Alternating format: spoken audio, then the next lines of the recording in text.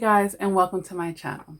I do read my comment sections, and when I see comments that I feel like a lot of people from the community could benefit from me addressing it in a video format, I definitely like to do it.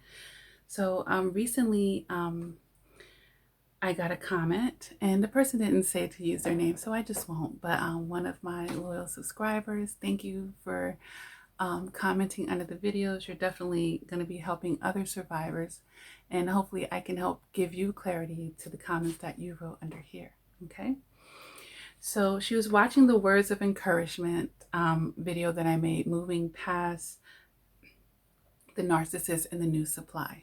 All right, this is a video that I put up some time ago, but it has a lot of views, so a lot of survivors resonate with it, and I'll link it to the end of this video because some of her comments are in regards to the theme of that video, and perhaps that video could be reinforcement to you along with my video response, because you may have had these types of questions when you clicked on this video to begin with. All right, so I'm going to go ahead and read her comment, and then just like I do with other comment replies when I do the video, we'll go back and break it down. All right, so she says, I keep imagining him treating another girl how beautifully he did me at the start.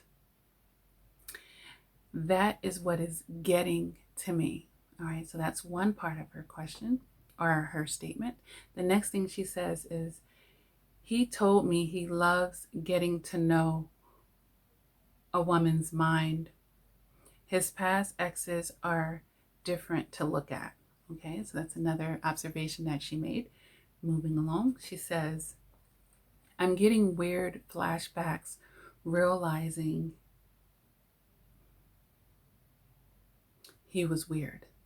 Okay, then the next section, he messaged me over a week ago, I love you. I can't get past you. It hit me, he's mirroring my feelings. Then she put like the scary emoji. Then the next section, she says, I'm trying to see this first word.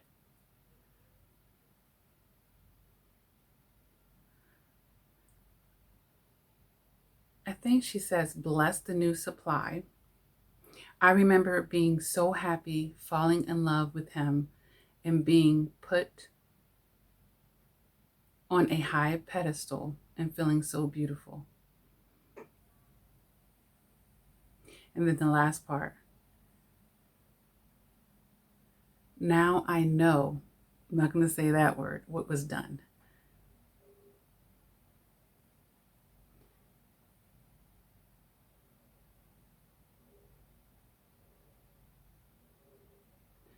All right. Or basically, she knows what it was, and I'm done. That's what she says. I know what it was, and I'm done. All right.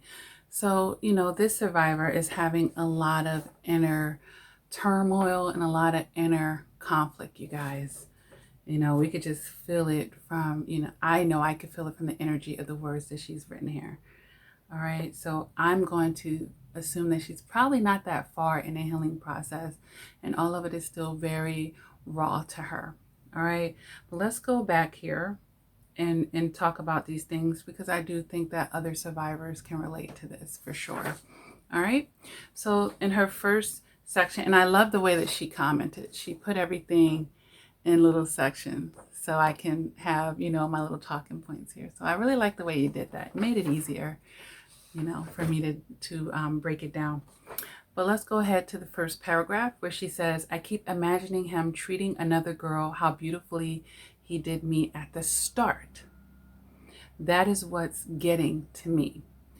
Well, it sounds like you have some consciousness about this, but then your emotions start taking over with you, because you were clear to state at the start, okay?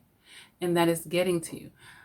But now we're going to have to step out of our emotions, because what's happening is you're thinking about the start and the feelings that you had during the love bomb phase, and those emotions that is stirred up with you and how you felt in the beginning at the start. But I love that you said the word at the start, because it certainly wasn't the middle and it definitely wasn't the end or the finished, right? So it's very important that we balance with our logic here. Like, yeah, he came in and wore that mask and act like he was my knight in shining armor at the start. And now he's doing the same thing to her.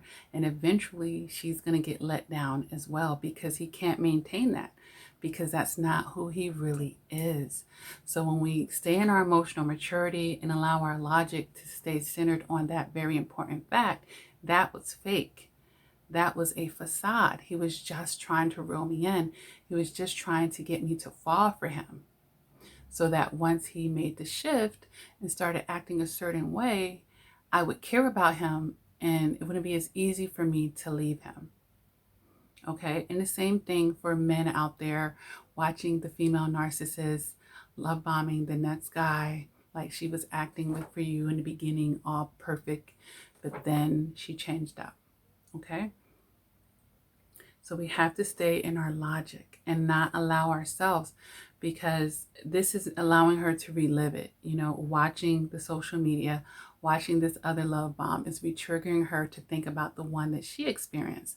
And those felt like pleasant feelings and memories, but we have to get it to become unpleasant, because we have to see what's at the root of it. Okay, he was doing these things, but what was the intention behind it? Why didn't it last? Because it was fake, right? It was a lot of manipulation. He was trying to trick me, right? So we have to be able to see what was at the root of these kind gestures, all right? That's why we have to be very careful who we take favors from in life. Like, why is this person being nice to me? Ultimately, what are they trying to accomplish here? And sometimes people are sincerely just being nice. But if it's a narcissist or a toxic person, you can best believe there is something dark behind that nice deed or kindness, all right? So on the next part, she says that the narcissist loves getting to know a woman's mind. All right. Yeah, of course, because he needs to take inventory and get to know you in and out. So he'll know, okay, this is how I get to her. This is how I think I could break her down if need be. This is how I'll be abusing and manipulating that person. This is the approach that I need to take with her based off of what I know about her, what this person is telling me. And because survivors are so open and honest and they may overtell information, you know, the narcissist is getting everything they need to know to profile you and then exploit you for that information. Okay. So yeah, he loves getting to know the woman's mind because it's giving him the blueprint. The next part, she says, all the past exes look different. Yeah, because it's not the external that was able to not only attract the narcissist, but connect with the narcissist. It was the mentality. That's why all the women can look different. But I bet you there's going to be some similarities in their emotional maturity. And these things we can't see with our eyes most of the time. You know, we can't see that part of them. But that is the part that is allowing them to vibrate with the narcissist. Okay?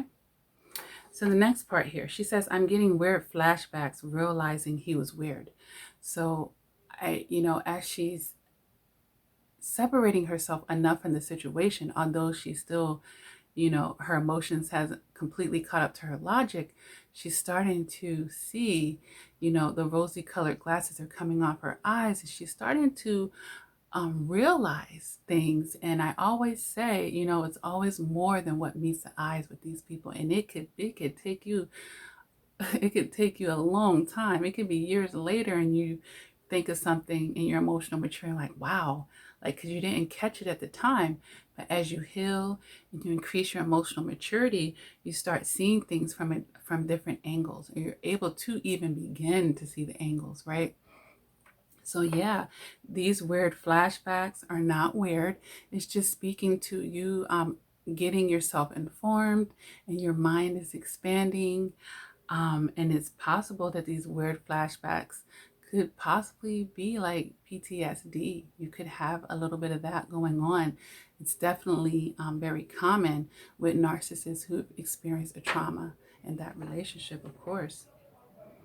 So, these weird flashbacks are just yourself accepting realities and truths that you may not have been aware of before.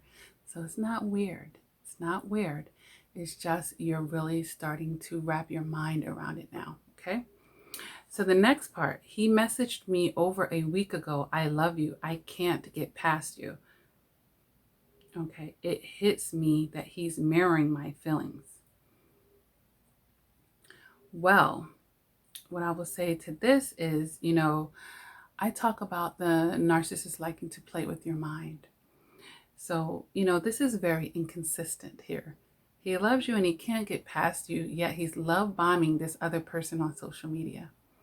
These are things that manipulative people will say to other people who may be stuck in a healing process to re-trigger you, to gaslight you, to give you a little sprinkle of a love bomb, to re-trigger you back into that phase of the relationship, to help you minimize. But love is an action. It's not just words to say. How does he love you and behave this way? Narcissists, they end up contradicting themselves majorly. So, there's a bunch of holes in these statements here. And then you said, he's mirroring my feelings. Yeah. Yeah, it's quite possible that he's doing that because he feels like you love him and you can't get past him. Okay. But he's saying that he feels that way, then that's what he does. And that's what narcissists do in a love bomb phase. They mirror, the things that you like, they love it. They try to be like the most compatible person that you've ever had. And, they don't want to separate and have too much individuality from, what you are and what you're about in a love bomb phase. That's very, very typical.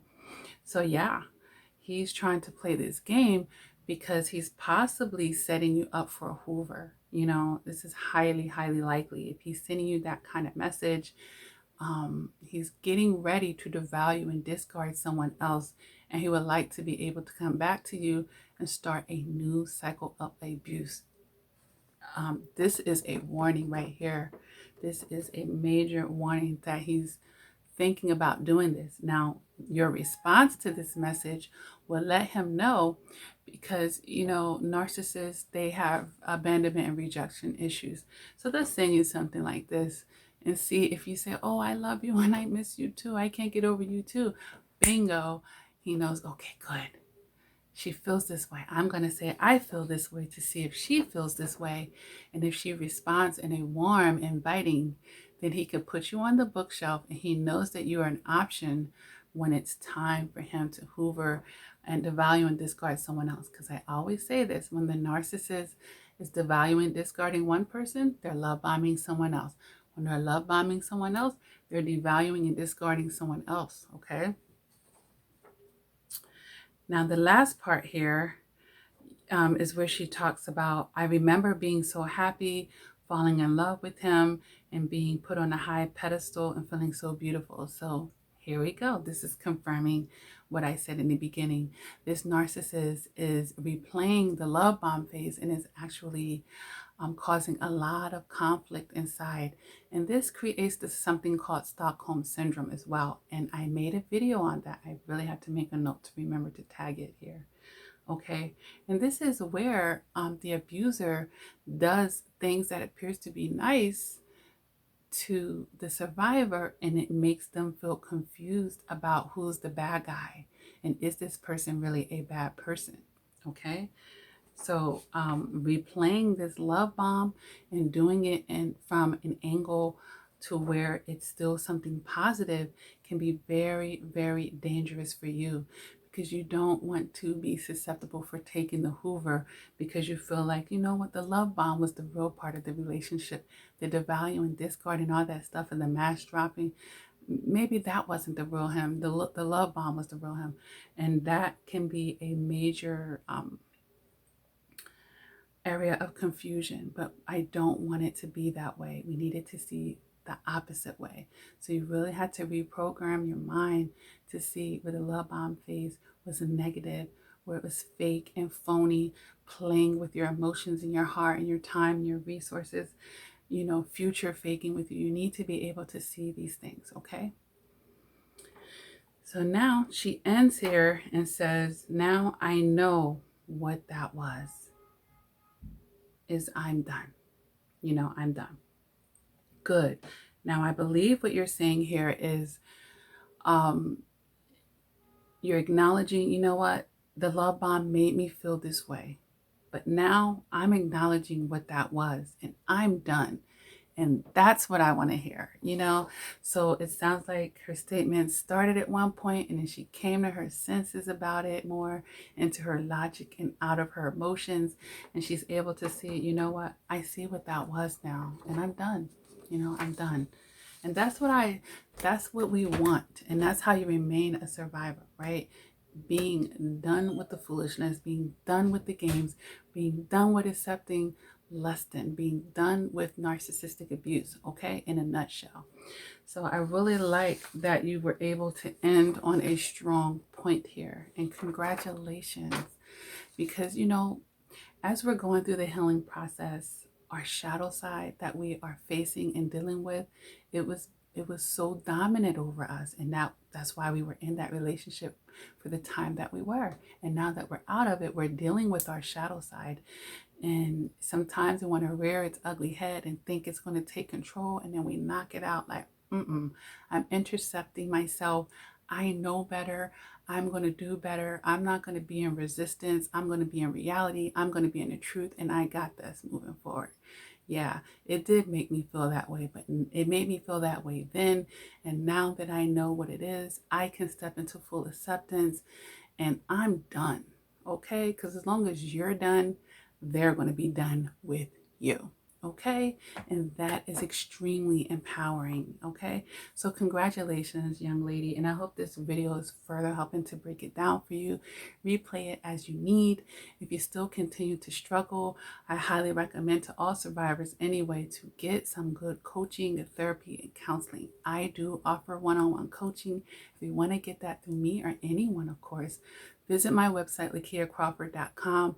I have all types of packages from half-an-hour sessions to 1-hour sessions, voice calls, FaceTimes, email coaching, because writing is very therapeutic and some people are more shy than others, right?